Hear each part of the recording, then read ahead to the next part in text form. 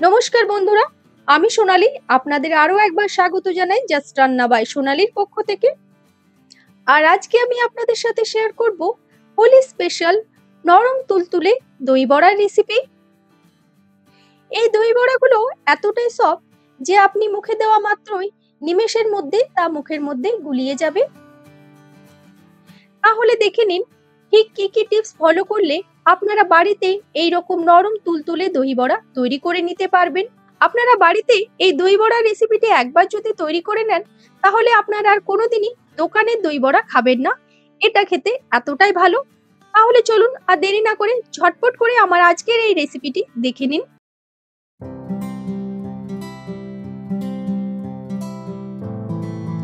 আর এই দই বড়া বানানোর জন্য প্রথমেই আমি এখানে নিয়ে নিয়েছি বিউলির ডাল। যেহেতু দিল্লির এই সাইডে গোটা বিউলির ডালটা পাওয়া একটু মুশকিল হয়ে যায়, তাই আমি এখানে এই ভাঙা বিউলির ডালটা ব্যবহার করেছি। এই ডালটা ব্যবহার করেও কিন্তু খুব ভালো দই বড়া বানানো যায়।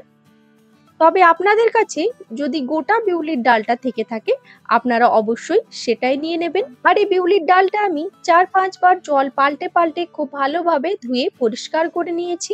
এরপর এর মধ্যে দিয়ে দিচ্ছি পরিমাণ মতো জল। আর আমি এখানে 200 গ্রাম বিউলির ডাল ব্যবহার করেছি। আর এখানে পরিমাণ মতো জল দিয়ে দেওয়ার পর এই ডালটাকে আমি ভালোভাবে সোক করে নেব। আপনাদের হাতে যদি বেশি সময় না থাকে তাহলে আপনারা 5 থেকে 6 ঘন্টা বিউলির ডালটা ভিজিয়ে রেখে দিলেও হয়ে যাবে। তবে আমি কিন্তু এই ডালটাকে ওভারনাইট সোক করে রেখে দেব।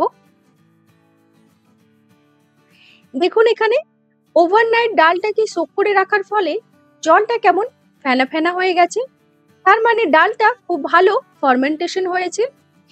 এইরকম ডাল দিয়েই দই বড়ার বড়াগুলো বানালে বড়াগুলো অনেকটাই সফট এবং ফ্লাফি হবে। এরপর এই ডালটা আরেকবার পরিষ্কার জলে ভালোভাবে ধুয়ে ছেঁকে নিতে হবে। এই দেখুন আমি এখানে ডালটা পরিষ্কার করে ভালোভাবে ধুয়ে তারপর জলটা ছেঁকে নিয়েছি। এরপর এই ডালটা বেটে নেব। এর জন্য আমি এখানে একটা মিক্সার গ্রাইন্ডার নিয়ে নিলাম। এর মধ্যে আমি ডালগুলো দিয়ে দিচ্ছি। আর এখানে চেষ্টা করবেন যতটা কম জল দিয়ে ডালটা বেটে নেওয়া যায়। এই দেখুন আমি এখানে ডালটা একবার বেটে নিলাম। এইভাবে আমি সমস্ত ডালটা বেটে নেব। আর এই ডালটা রাখার জন্য আমি এইরকম একটা বড় ধরনের থালা ব্যবহার করছি, তার কারণ এখানে ডালটাকে খুব ভালোভাবে ফেটাতে হবে, তাই এই বড় জায়গাটি ব্যবহার করলাম।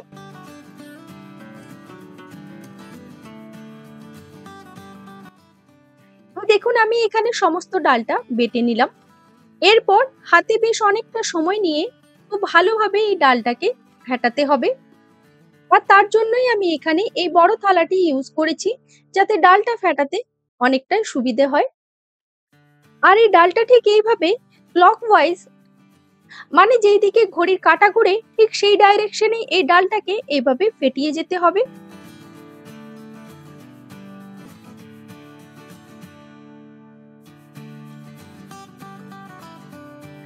আর অনেকটা সময় নিয়ে ডালটা ফেটাতে ফেটাতে দেখবেন ডালটা অনেকটাই ফ্লাফি হয়ে গেছে, ঠিক এই রকম একদম হুইপড ক্রিমের মতো লাগছে।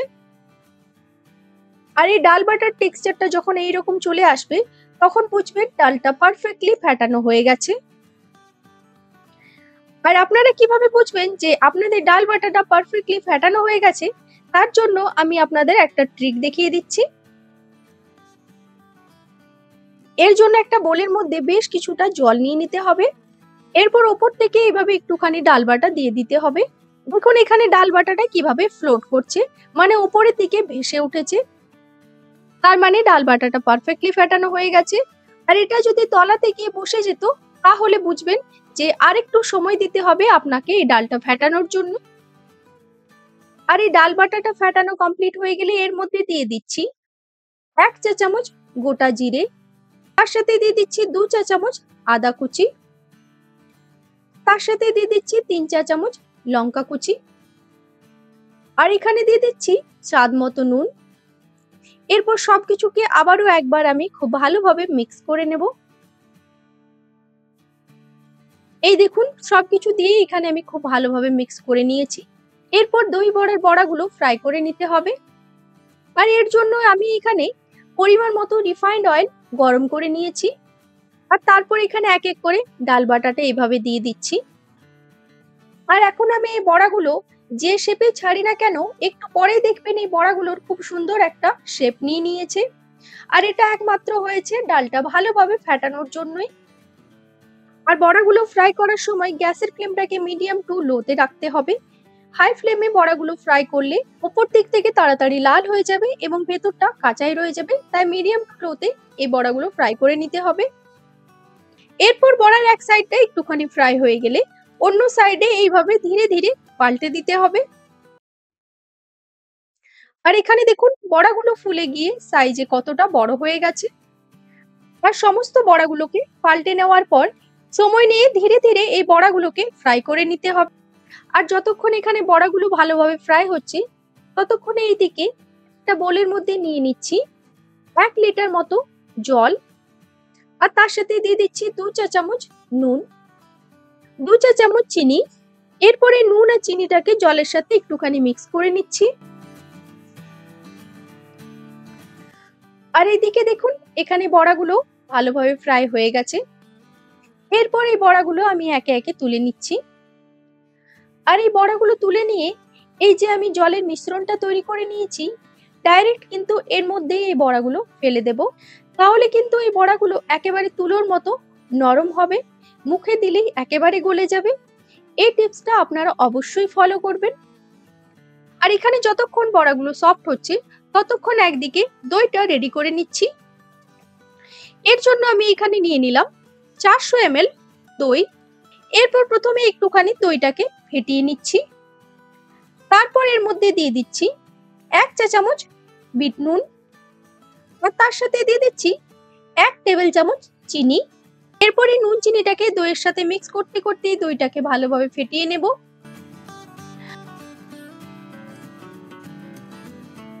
আর এদিকে দেখুন ঠিক আধ ঘন্টা পরে বড়াগুলো জলের মধ্যে থেকে সফট হয়ে গেছে। এরপর একটা বড়া হাতে এইভাবে নিয়ে হালকাভাবে চেপে জলটা বের করে দেব। এই প্রসেসটা খুবই হালকা হাত দিয়ে করতে হবে। আর এখানে দেখুন একটা বড়া আমি আপনাদের এভাবে ভেঙে দেখাচ্ছি। দেখুন বড়ার ভেতরটা কতটা সফট এবং স্পঞ্জি হয়েছে। এইভাবে বড়াগুলো থেকে জলটা বের করে নিয়ে বড়াগুলো আমি ফেটানো দইয়ের মধ্যে দিয়ে দিচ্ছি।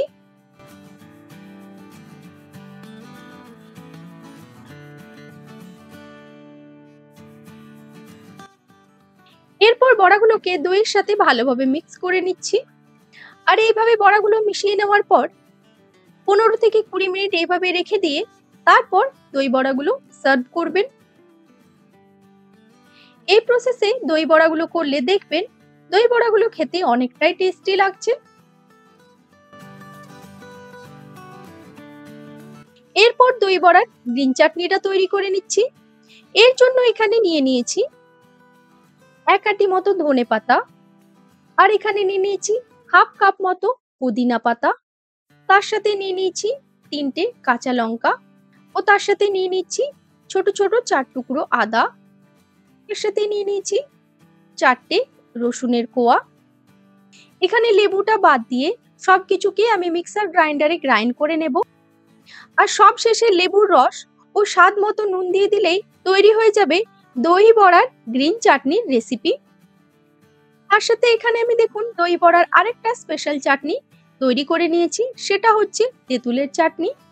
এই রেসিপিটাও আমি আপনাদের সাথে খুবই তাড়াতাড়ি শেয়ার করব। আর ঠিক 20 থেকে 30 মিনিট পর আমি এখানে দই বড়ার প্লেটিংটা করে নিচ্ছি। আপনারাও এভাবে বড়াগুলো দইয়ের মধ্যে রেখে ফ্রিজের মধ্যে রেখে দিতে পারেন, তারপর ইচ্ছে মতো সার্ভ করতে পারেন। এই দেখুন আমি এখানে বড়াগুলো সার্ভ করে নিলাম। এরপর এর মধ্যে এক্সট্রা একটুখানি দই দিয়ে দিচ্ছি। তার সাথে দিয়ে দিচ্ছি অল্প একটুখানি কাশ্মীরি লঙ্কার গুঁড়ো। আর তার সাথে দিয়ে দিচ্ছি অল্প একটুখানি ভাজা জিরে গুঁড়ো। আর দিয়ে দিচ্ছি অল্প একটুখানি চাট মশলা। চাট মশলাটা না থাকলেও আপনারা ভাজা জিরের গুঁড়োটা অবশ্যই ব্যবহার করবেন। এরপর দিয়ে দিলাম তৈরি করে রাখা গ্রিন চাটনিটা। সাথে তেঁতুলের চাটনিটাও এখানে অ্যাড করে দিচ্ছি। আপনারা চাইলে অল্প একটুখানি বিট নুনও এখানে ব্যবহার করতে পারেন। তারপর দিয়ে দিচ্ছি ঝুরি ভাজা বা সেও ভাজা, যেটাই আপনারা বলে থাকুন না কেন। এরপর ওপর থেকে একটুখানি বেদানা ছড়িয়ে দিচ্ছি। এটা কিন্তু অপশনাল, আপনারা না চাইলে এটা স্কিপও করতে পারেন। তৈরি হয়ে গেল হোলি স্পেশাল দই বড়ার এই রেসিপি। দেখুন এখানে বড়াটা কতটা সফট হয়েছে। তাহলে আপনাদের কেমন লাগলো আমার আজকের এই রেসিপি, তা আমাকে অবশ্যই কমেন্টে লিখে জানাবেন। আর আমার রেসিপি যদি ভালো লেগে থাকে তাহলে অবশ্যই লাইক, শেয়ার এবং সাবস্ক্রাইব করবেন। ভালো থাক, সুস্থ থাকবেন। আজকের এই ভিডিওটি দেখার জন্য ধন্যবাদ।